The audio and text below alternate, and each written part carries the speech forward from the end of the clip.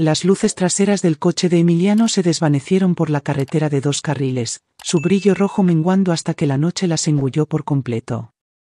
Me quedé parada bajo el letrero zumbante de una tienda de conveniencia en las afueras de Querétaro, con el estacionamiento casi vacío, salvo por una camioneta que ronroneaba cerca de las bombas de gasolina. ¿Alguna vez has vivido una situación que cambió tu vida para siempre? Déjanos tu comentario y hazte suscriptor porque esta historia te va a impactar de una manera que no esperabas. Las risas desde el interior del coche aún resonaban en mis oídos, agudas y burlonas, como si hubieran sido disparadas para atravesar la poca dignidad que me quedaba. Por un momento, apreté mi bolso con tanta fuerza que mis nudillos se pusieron blancos. A 400 kilómetros de casa, varada sin transporte. Pensé que el pánico me consumiría, pero extrañamente no fue así. En cambio, una calma se apoderó de mí, una quietud que no había sentido en años. El miedo dio paso a algo más, un alivio inquietante, casi liberador. Las imágenes de ese día destellaron en mi mente, la sonrisa sarcástica de Javier Mondragón mientras se burlaba de cómo empacaba mi maleta, la risa chillona de Alejandra que acompañaba cada insulto, y Emiliano, mi propio hijo, uniéndose a ellos, desesperado por encajar en su mundo. Yo sonreí entonces, como siempre lo hacía, esperando que el momento pasara, pero esa sonrisa quemaba como ceniza en mi garganta. El teléfono en mi bolso vibró. Mis manos temblaron al sacarlo. Un mensaje de Emiliano iluminó la pantalla. Relájate, mamá, solo era una broma. Las palabras se nublaron por un segundo mientras mi pecho se apretaba. Las leí de nuevo, despacio, como para asegurarme de que no había entendido mal. Una broma. Eso era todo lo que mi presencia significaba para ellos. Miré la carretera que se extendía en la oscuridad. El eco lejano de sus risas aún persistía en mi memoria. Durante años había soportado sus pullas, tragado mi orgullo y me dije que era más fácil quedarme callada. Pero esa noche algo se sentía diferente. Mientras guardaba el teléfono en mi bolso, un pensamiento se abrió paso en mi mente, claro e innegable. Esto no era el fin de mí, podría ser el comienzo. Tenía 19 años cuando el padre de Emiliano murió en un accidente en una obra en Chihuahua. De la noche a la mañana, mi mundo cambió. Un día era una esposa joven con sueños de construir una vida. Al siguiente, una viuda con un bebé en brazos y cuentas que se apilaban más alto de lo que podía ver. Trabajé noches en un comedor en la zona centro, mañanas limpiando oficinas en San Juan del Río y cualquier hora libre haciendo arreglos de costura para los vecinos. Algunas semanas me saltaba comidas para que Emiliano pudiera repetir. Me decía que valía la pena. Sus pequeñas manos sosteniendo las mías eran prueba suficiente. Durante años él fue dulce. Se aferraba a mí cuando llegaba agotada a casa. Me besaba la mejilla y susurraba que un día él cuidaría de mí. Yo le creí. Esas palabras las llevaba como un escudo, una promesa de que los sacrificios algún día serían reconocidos. Pero la vida tiene una forma de cambiar silenciosamente, sin avisar. Cuando Emiliano se casó con Alejandra Mondragón, vi el cambio casi de inmediato. Su familia pulida, adinerada, ruidosa, lo acogió con el calor de una fogata. Pero a mí me dejaron al borde de la llama, una sombra contra la pared. En las cenas se burlaban de mi acento sencillo del Bajío, de mis vestidos comprados en el tianguis, de mis modales discretos. Qué pintoresco, decían, como si yo fuera una pieza de museo. Y Emiliano, mi Emiliano, reía con ellos. Al principio era una risa nerviosa, pero pronto se volvió plena, desenfrenada, como si hubiera esperado toda su vida por su aprobación. Cada vez que reía, yo forzaba una sonrisa, tragándome el dolor en la garganta. Me decía que soportar en silencio era amor, que la armonía familiar valía más que mi orgullo. Sin embargo, en lo más profundo de mí, comencé a preguntarme si soportar no era amor en absoluto, sino un lento borrarme. Ese pensamiento permaneció tenue, pero constante, mientras las voces de los Mondragón se hacían más fuertes y la mía se apagaba casi por completo. Y ahora, parada sola en esa tienda, el recuerdo de sus risas era la prueba de que el silencio nunca me había protegido. Solo les había enseñado que era fácil burlarse de mí. La carretera se extendía larga y plana, con pinos flanqueándola a ambos lados. Pero dentro del coche el aire estaba lejos de ser tranquilo. Alejandra navegaba en su celular mientras su hermano se mofaba de cómo doblé mi ropa. Parece que empacó para un funeral, no para un fin de semana, dijo. Y las risas estallaron desde el asiento trasero. Mi maleta, cuidadosamente doblada con 3 blusas y un suéter, se convirtió en su chiste durante la siguiente media hora. Saqué una pequeña bolsa de mezcla de frutos secos que había dividido en paquetitos. Emiliano siempre los quería de pequeño. Pensé que aún podrían gustarle, pero cuando los pasé al frente, la madre de Alejandra arrugó la nariz. Claro, trae comida para pájaros, dijo. Emiliano soltó una risita mirándome con duda, pero cuando los demás estallaron en carcajadas, dejó que su risa creciera. Cada gesto parecía atraer su atención. Cuando carraspeé suavemente antes de hablar, Alejandra se inclinó hacia su hermana y susurró, ahí va otra vez con su tos de bibliotecaria. Sus risitas llenaron el coche hasta que mi voz se desvaneció en el silencio. Apreté las manos en mi regazo, como siempre hacía cuando necesitaba mantener la compostura, pero esta vez se sentía diferente. Mi calma ya no protegía la paz, protegía su diversión. Cuando finalmente paramos en una tienda de conveniencia en Guanajuato para cargar gasolina, noté que Emiliano se inclinaba hacia los hermanos de Alejandra, sus hombros encorvados, sus ojos lanzándome miradas rápidas, y luego los 3 estallaron en risas. No capté las palabras, pero conocía el ritmo. Había vivido con esa cadencia de burla demasiado tiempo como para no reconocerla. Entonces escuché una frase baja pero clara, esto va a estar buenísimo. Miré a mi hijo. No me devolvió la mirada. Su risa se mezcló con la de ellos. Un sonido que nunca olvidaría. Fue el momento en que entendí, ya no era solo el blanco de sus bromas. Me estaban borrando de la familia por completo bajo la fachada del humor. Y cuando Emiliano se giró hacia mí con una sonrisa y me pidió que comprara botanas para el camino, ya sabía lo que me esperaba al volver. Las bolsas de papas fritas y las botellas de agua se me resbalaron de las manos cuando vi el espacio vacío en el estacionamiento. Por un latido, me quedé congelada, escaneando el lugar como si el coche pudiera reaparecer, como si Emiliano saliera riendo, diciendo que todo había sido un error. Pero el único sonido era el zumbido de las luces fluorescentes arriba y el siseo del combustible en una bomba cercana. Se habían ido. Mi teléfono vibró en mi bolso. No necesitaba leer el mensaje para saber que no contendría preocupación, solo burla. En lugar de llamar, en lugar de suplicar, abrí mi cartera. Los billetes que había guardado en secreto durante años estaban doblados en el bolsillo interior. Había construido esa pequeña reserva poco a poco, viaje tras viaje al mercado, guardando unas monedas de cambio, haciendo trabajos extras, transcribiendo o dando clases en línea sin decírselo a nadie.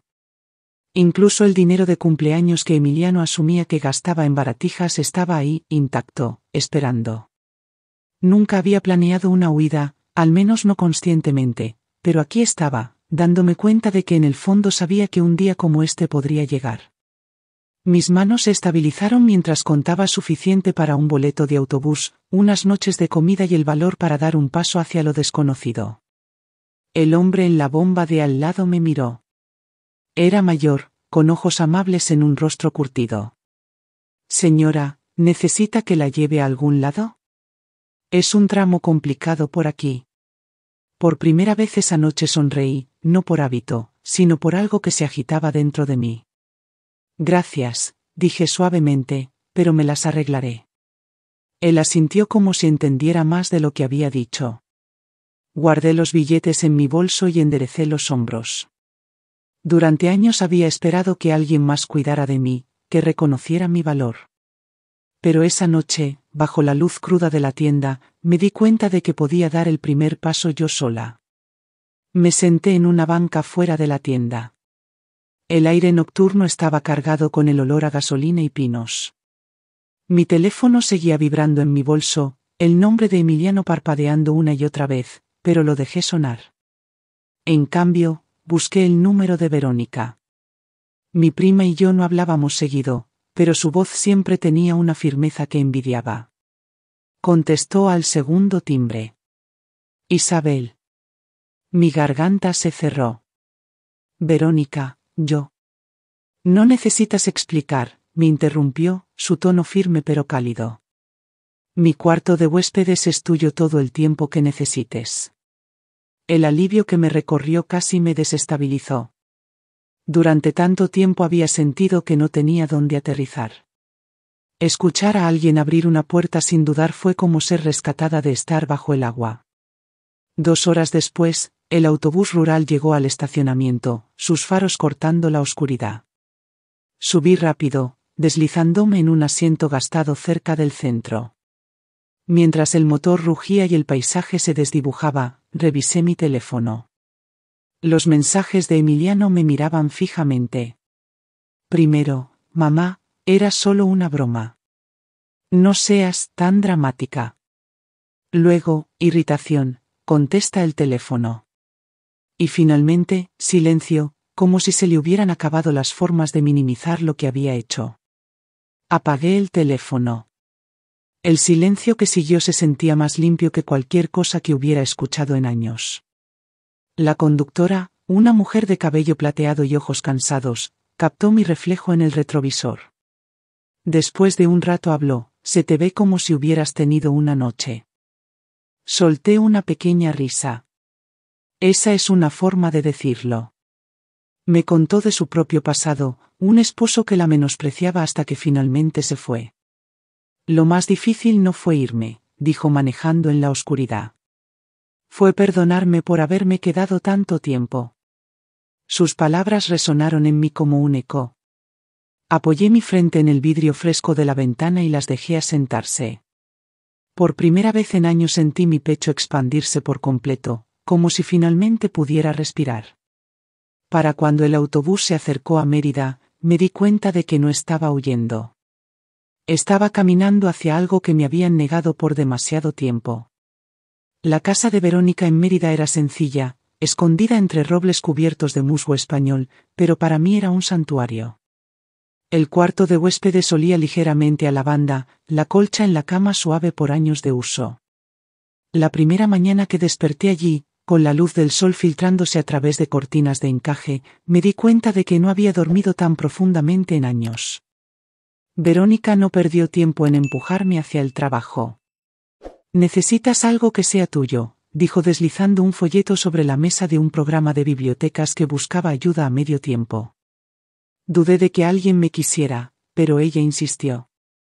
Una semana después estaba organizando libros donados para niños en escuelas rurales. Mis años haciendo listas meticulosas, manejando presupuestos caseros y programando citas médicas interminables me habían dado habilidades que ni siquiera había reconocido. El director del programa elogió mi atención al detalle.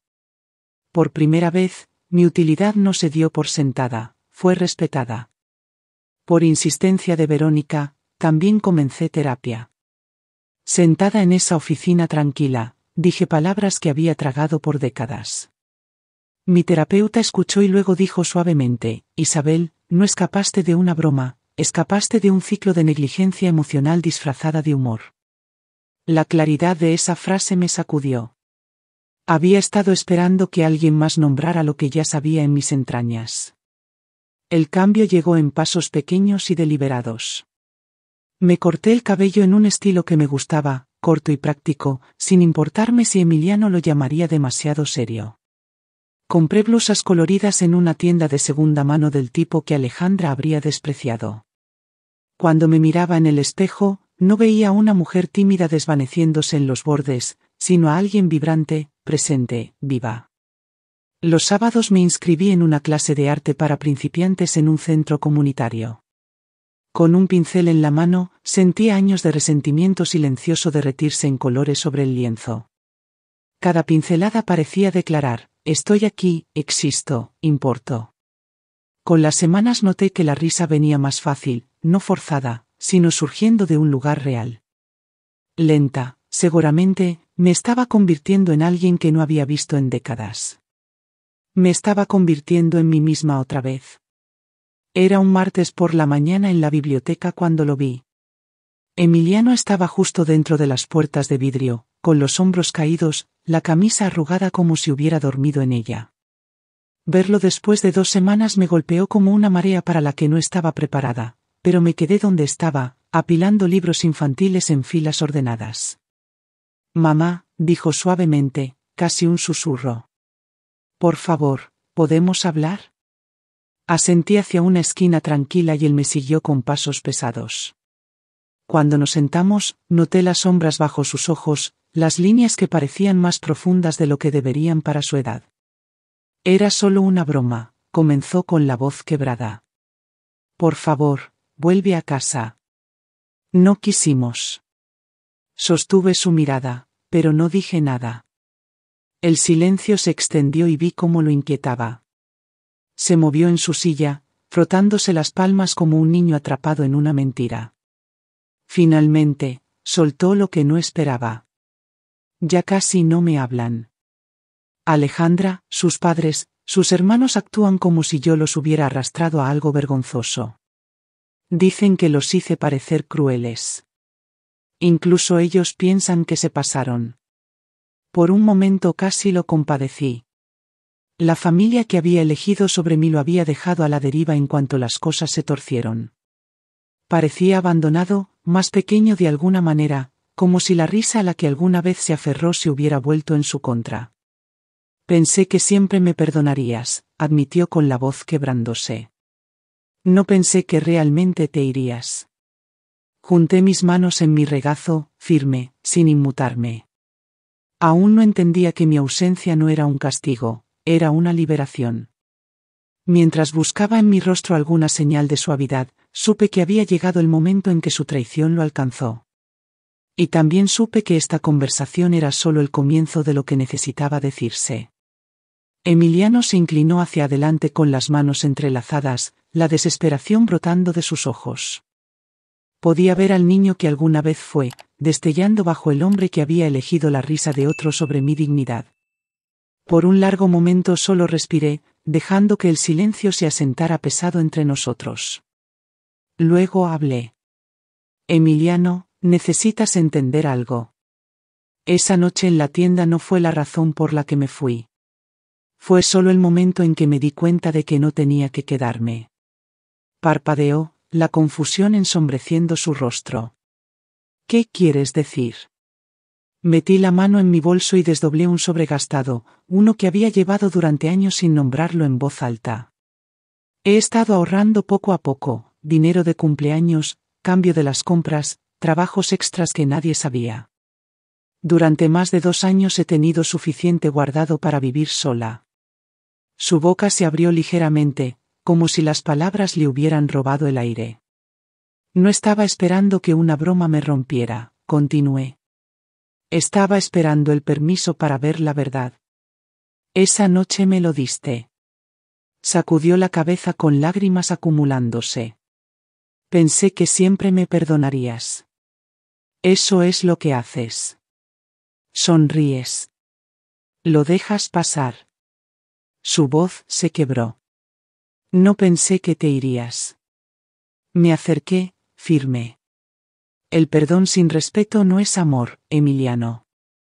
El respeto no es opcional, ni de ti ni de ellos. Cada vez que reías con sus bromas, elegía su aprobación sobre mi dignidad.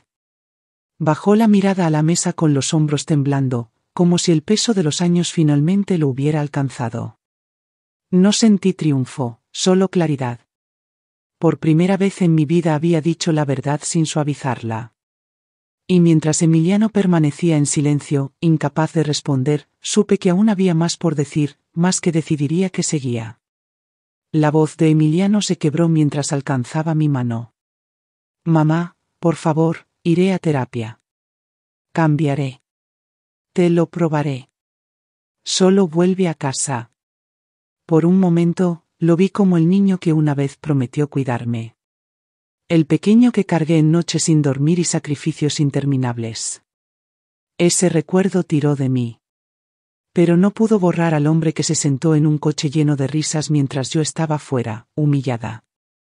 Emiliano, dije suavemente, liberando mi mano. No dudo que quieras cambiar, pero el cambio no es una promesa, son años de trabajo. Y ya no es mi trabajo cargarte a través de él. Tragó con fuerza, las lágrimas rodando por sus mejillas. Entonces, ¿eso es todo? ¿Solo me dejas? Estabilicé mi respiración. No te estoy dejando. Estoy dejando el papel en el que me pusiste. Tienes una oportunidad para reconstruirte, Emiliano, pero lo harás sin mí como tu escudo. Su rostro se derrumbó y por un momento pensé que podría estallar, pero en cambio se hundió en el silencio, la lucha drenándose de él. El silencio se extendió entre nosotros, pesado, final, pero extrañamente tierno. Me levanté con mi bolso colgado al hombro y me dirigí a la puerta. Su silencio me siguió, presionando mi espalda, más pesado que cualquier palabra de enojo podría ser. Cuando salía la luz del sol, no sentía amargura, solo liberación.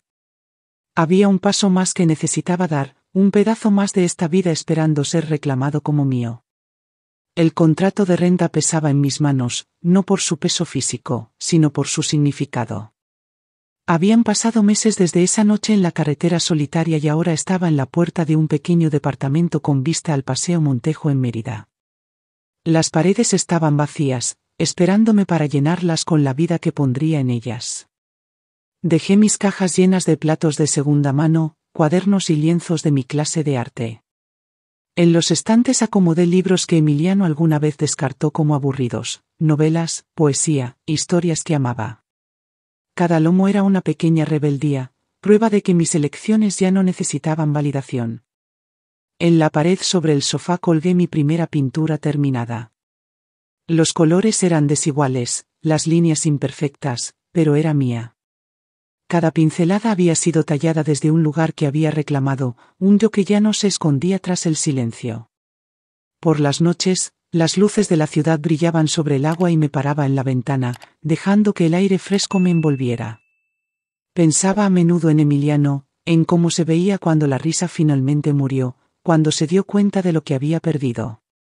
Una parte de mí esperaba que estuviera encontrando su propio camino, aunque sabía que su viaje ya no era mío para cargar. Toqué el vidrio y respiré el silencio. El recuerdo de esa tienda, el espacio vacío en el estacionamiento, el mensaje cruel, ya no dolían. Se habían convertido en la puerta que había tenido demasiado miedo de abrir por mi cuenta. Me abandonaron, susurré en la noche con palabras firmes, seguras. Pero nunca volveré a abandonarme a mí misma. ¿Qué habrías hecho tú en esta situación? Escribe tu comentario con tu opinión y conviértete en suscriptor para más historias que te harán reflexionar sobre la vida real.